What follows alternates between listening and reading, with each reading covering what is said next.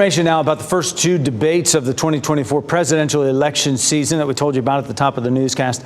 President Joe Biden and former President Donald Trump will face off on CNN June 27th. The debate will start at 9 p.m. and will be held in their Atlanta studios without a public audience. The second debate is scheduled for September 10th on ABC. It's not yet clear where that debate will be held or who will moderate.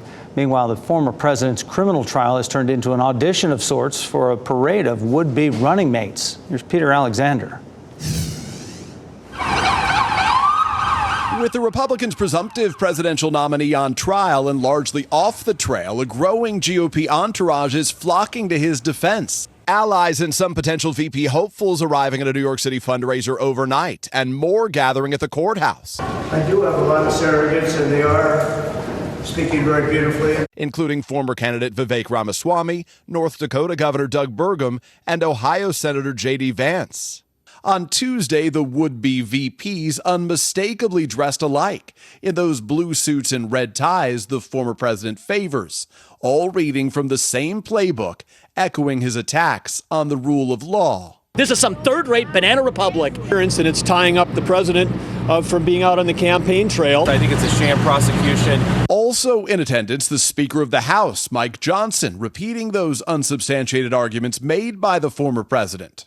These are politically motivated trials, and they are a disgrace. All of it allowing Mr. Trump's allies to attack the judicial system without risking him again violating a gag order, which the judge has warned could mean jail time. The latest polling from 6 battleground states shows Mr. Trump staying ahead, though most of them remain within the margin of error. The latest flashpoint, trade, now getting new traction, with President Biden announcing steep new tariffs on a variety of Chinese products, most notably electric vehicles, to fight what the White House calls unfair trade practices. It's not competition, it's cheating. The two rivals trading barbs on the topic. Because China's eating our lunch. President Biden responding, We've been feeding it a long time.